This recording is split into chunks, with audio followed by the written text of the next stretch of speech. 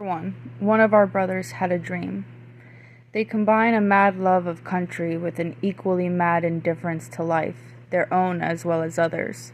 They are cunning, unscrupulous, and inspired. By Stephen Fisher in Alfred Hitchcock's Foreign Correspondent, 1940. I knew it would be like this. On 19th March 1997, outside the Spinghar Hotel in Jalalabad, with its manicured lawns and pink roses, an Afghan holding a Kalashnikov rifle invited me to travel in a car out of town. The highway to Kabul that evening was no longer a road but a mass of rocks and crevices above the roaring waters of a great river. A vast mountain chain towered above us. The Afghan smiled at me occasionally but did not talk. I knew that his smile was supposed to say, "Trust me," but I didn't. I smiled back the rictus of false friendship. Unless I saw a man I recognized, an Arab rather than an Afghan, I would watch this road for traps, checkpoints, gunmen who were there to no apparent purpose.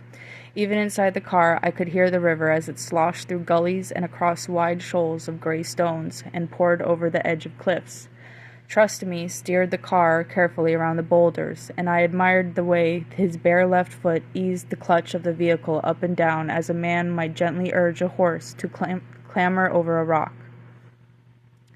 A benevolent white dust covered the windscreen, and when the wipers cleared and the desolation took on a hard, unforgiving, dun-colored uniformity, the track must have looked like this, I thought to myself, when Major General William Elphinstone led his British army to disaster more than 150 years ago. The Afghans had annihilated one of the greatest armies of the British Empire on this very stretch of road, and high above me were villages where old men still remembered the stories of great-grandfathers who had seen the English die in their thousands.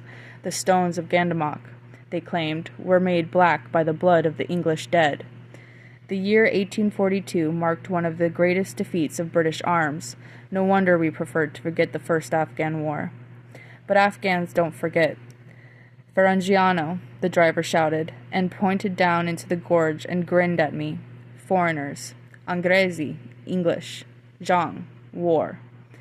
Yes, I got the point. Irlanda, I replied in Arabic. Ana min Irlanda. I am from Ireland. Even if he understood me, it was a lie. Educated in Ireland I was, but in my pocket was a small black British passport, in which His Majesty's Principal Secretary of State for Foreign and Commonwealth Affairs acquired in the name of Her Majesty that I should be allowed to pass freely without let or hindrance on this perilous journey. A teenage Taliban had looked at my passport at Jalalabad airport 2 days earlier. A boy soldier of maybe 14, who held the document upside down, stared at it and clucked his tongue and shook his head in disapproval. It had grown dark, and we were climbing, overtaking trucks and rows of camels, the beasts turning their heads toward our lights in the gloom. We careered past them, and I could see the condensation of their breath floating over the road. Their huge feet were picking out the rocks with infinite care, and their eyes, when they caught the light, looked like dolls' eyes. 2 hours later, we stopped on a stony hillside, and, after a few minutes, a pickup truck came bouncing down the rough shale of the mountain. An Arab in Afghan clothes came towards the car. I recognized him at once from our last meeting in a ruined village. "I am sorry, Mr. Robert, but I must give you the first search," he said, prowling through my camera bag and newspapers. And so we set off up the track that Osama bin Laden built during his jihad against the Russian army in the early 1980s. A terrifying, slithering 2-hour odyssey along fearful ravines in rain and sleet, the windscreen misting as we climbed the cold mountain. "When you believe in jihad, it is easy," he said, fighting with the steering wheel as stones scuttered from the tires, tumbling down the precipice into the clouds below. From time to time, lights winked at us from far away in the darkness. "Our brothers are letting us know they see us," he said. After an hour, 2 armed Arabs, one with his face covered in a kufiya scarf, eyes peering at us through spectacles, holding an anti-tank rocket launcher over his right shoulder, came screaming from behind 2 rocks, Stop, stop, as the brakes were jammed on. I almost hit my head on the windscreen. Sorry, sorry, the bespectacled man said, putting down his rocket launcher. He pulled a metal detector from the pocket of his combat jacket, the red light flickering over my body in another search. The road grew worse as we continued, the jeep skidding back towards sheer cliffs, the headlights playing across the chasms on either side. Toyota is good for jihad, my driver said. I could only agree, noting that this was one advertising logo the Toyota company would probably forgo. There was moonlight now, and I could see clouds both below us in the ravines and above us, curling around mountain tops, our headlights shining on frozen waterfalls and ice-covered pools. Osama bin Laden knew how to build his wartime roads. Many an ammunition truck and tank had ground its way up here during the titanic struggle against the Russian army. Now the man who led these guerrillas, the first Arab fighter in the battle against Moscow, was back again in the mountains he knew. There were more Arab checkpoints, more shrieked orders to halt. One very tall man in combat uniform and wearing shades carefully patted my shoulders, body, legs, and looked into my face. Salam alaikum, I said. Peace be upon you. Every Arab I had ever met replied alaikum salam to this greeting, but not this one. There was something cold about this man. Osama bin Laden had invited me to meet him in Afghanistan, but this was a warrior without minimum courtesy. He was a machine checking out another machine. It had not always been this way. Indeed, the first time I met Osama bin Laden, the way could not have been easier. Back in December 1993, I had been covering an Islamic summit in the Sudanese capital of Khartoum when a Saudi journalist friend of mine, Jamal Khashoggi, walked up to me in the lobby of my hotel. Khashoggi, a tall, slightly portly man in a long white dish-dash robe, led me by the shoulder outside the hotel. There is someone I think you should meet, he said. Khashoggi is a sincere believer. Woe betide anyone who regards his round spectacles and roguish sense of humor as a sign of spiritual laxity, and I guessed at once to whom he was referring. Khashoggi had visited bin Laden in Afghanistan during his war against the Russian army. He has never met a Western reporter before, he announced. This will be interesting. Khashoggi was indulging in a little applied psychology. He wanted to know how bin Laden would respond to an infidel, and so did I. Bin Laden's story was as instructive as it was epic. When the Soviet army invaded Afghanistan in 1979, the Saudi Royal Army, encouraged by the CIA, sought to provide the Afghans with an Arab legion, preferably led by a Saudi prince who would lead a guerrilla force against the Russians. Not only would he disprove the popularly held and all too accurate belief that the Saudi leadership was effete and corrupt, he could re-establish the honorable tradition of the Gulf Arab warrior, heedless of his own life in defending the Ummah, the community of Islam. True to form, the Saudi princes declined this noble mission.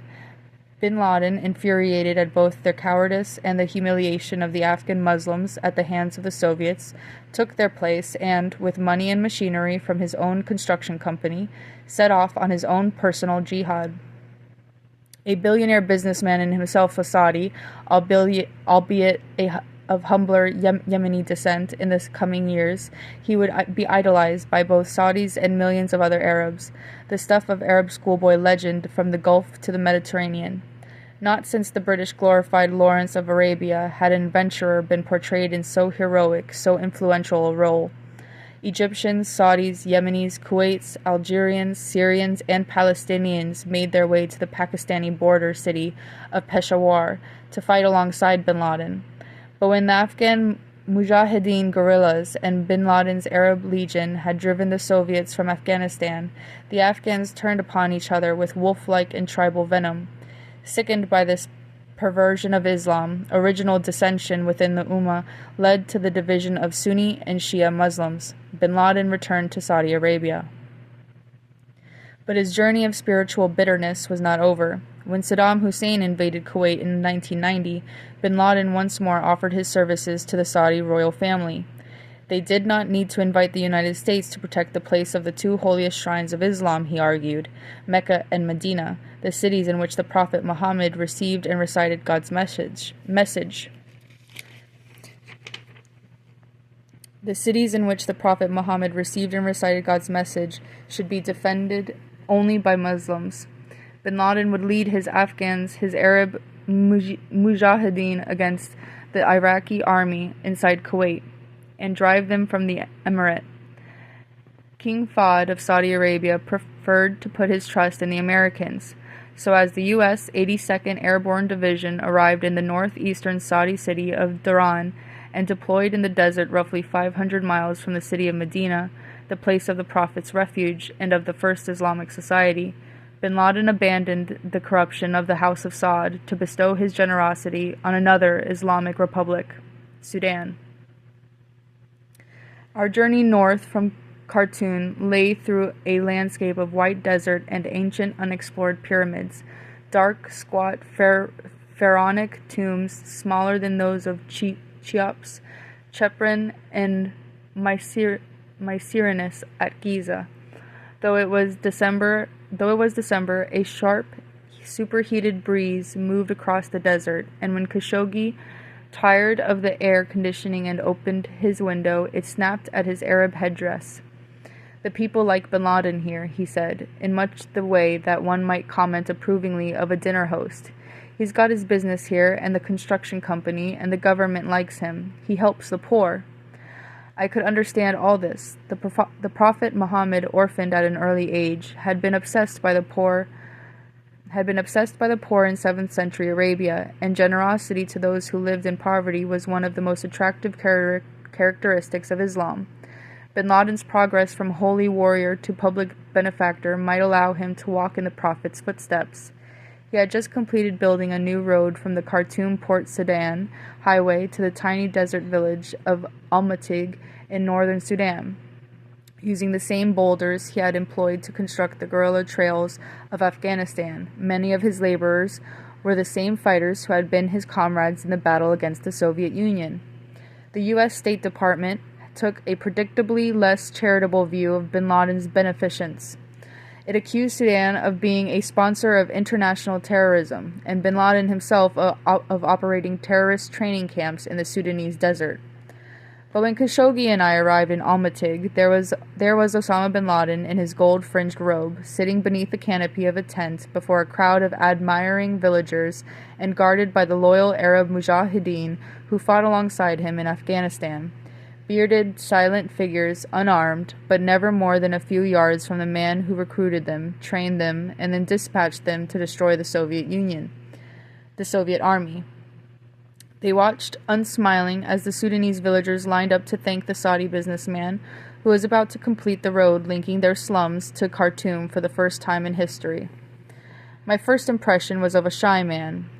With his high cheekbones, narrow eyes, and long brown robe, he would avert his eyes when the village leaders addressed him. He seemed ill at ease with gratitude, incapable of responding with a full smile with children in miniature chatters danced in front of him and preachers admired his wisdom. "We have been waiting for this road through all the revolutions in Sudan," a bearded sheik announced. "We waited until we had given up on everybody. And then Osama bin Laden came along." I noticed how Bin Laden, head still bowed, peered up at the old man, acknowledging his age, but unhappy that he should be sitting at ease in front of him, a young man relaxing before his elders. He was even more happy at the sight of a Westerner standing a few feet away from him, and from time to time he would turn his head to look at me, not with malevolence, but with grave suspicion. Khashoggi put his arms around him. Bin Laden kissed him on both cheeks, one Muslim to another, both acknowledging the common danger they had endured together in Afghanistan. Jamal Khashoggi must have brought the foreigner for a reason. This is what Bin Laden was thinking. For as Khashoggi spoke, Bin Laden looked over his shoulder at me, occasionally nodding. "Robert, I want to introduce you to Sheikh Osama." Khashoggi half shouted through children's songs. Bin Laden was a tall man, and he realized that this was an advantage when he shook hands with the English reporter.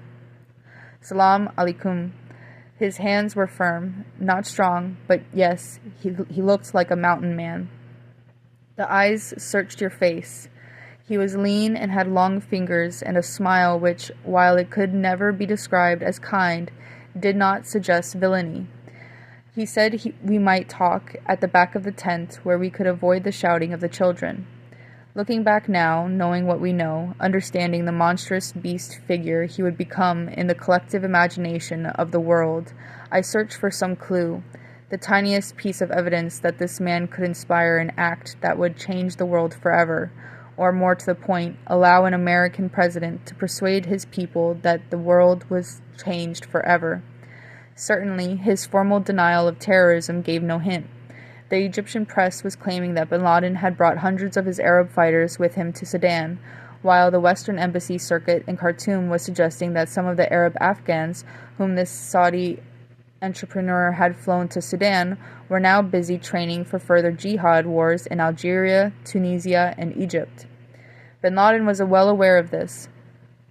The rubbish of the media and embassies, he called it. I am a construction engineer and an agriculturalist. If I had training camps here in Sudan, I couldn't possibly do this job. The job was certainly ambitious, not just the Almaty connection, but a brand new highway stretching all the way from Khartoum to Port Sudan, a distance of 1,200 kilometers on the old road, now shortened to 800 kilometers by the new bin Laden route that would turn the distance from the capital into a mere day's journey. In a country that was despised by Saudi Arabia for its support of Saddam Hussein after his 1990 invasion of Kuwait, almost as much as it was by the United States, bin Laden had turned the equipment of war to the construction of a pariah state. I did wonder why he could not have done the same to the blighted landscape of Afghanistan, but he refused at first to talk about his war, sitting at the back of the tent and cleaning his teeth with a piece of mishwak wood. But talk he eventually did about a war that he helped to win for the Afghans, whom the Americans and the Saudis and the Pakistanis all supported against the Russians. He wanted to talk. He thought he was going to be interrogated, about terrorism, and realized that he was being asked about Afghanistan.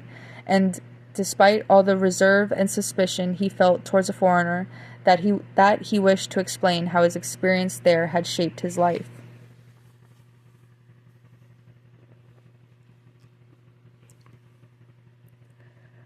What I lived through in 2 years there, he said, I could not have lived in 100 years elsewhere. When the invasion of Afghanistan started, I was enraged and went there at once. I arrived within days before the end of 1979, and I went on going back for 9 years. I felt outraged that an injustice had been committed against the people of Afghanistan. It made me realize that people who take power in the world use their power under different names to subvert others and to force their opinions on them. Yes, I fought there, but my fellow Muslims did much more than I. Many of them died, and I am still alive. The Russian invasion is often dated to January 1980, but the first Soviet Special Forces troops entered Kabul before Christmas of 1979 when they, or their Afghan satellites, killed the incumbent communist president Hafizullah Amin and established Babrak Karmal as their puppet in Kabul. Osama bin Laden had moved fast. With his Iraqi engineer Mohammed Saad, who was now building the highway to Port Sudan, bin Laden blasted massive tunnels into the Zazai mountains of Paktia province for guerrilla hospitals and arms dumps, then cut a Mujahideen dirt trail across Afghanistan to within 25 kilometers of Kabul, a remarkable feat of engineering that the Russians were never able to destroy. But what lessons had bin Laden drawn from the war against the Russians? He was wounded 5 times, and 500 of his Arab fighters were killed in combat with the Soviets. Their graves lie just inside the Afghan border at Torkham, and even bin Laden was not immortal, was he? I was never afraid of death, he replied. As Muslims, we believe that when we die, we go to heaven. He was no longer irritating his teeth with a piece of mishwak wood, but talking slowly and continuously, leaning forward, his elbows on his knees. Before a battle, God sends us sakina, tranquility. Once I was only 30 meters from the Russians, and they were trying to capture me. I was under bombardment, but I was so peaceful in my heart that I fell asleep. This experience of Sakina has been written about in our earliest books.